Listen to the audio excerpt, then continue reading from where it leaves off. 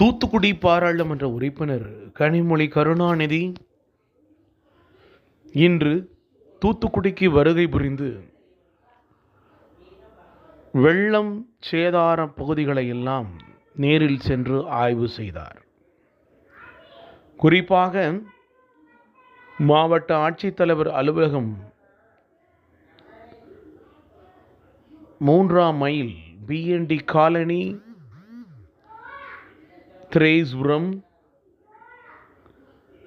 Rajiv Nagar, MGR Nagar, Punnakayal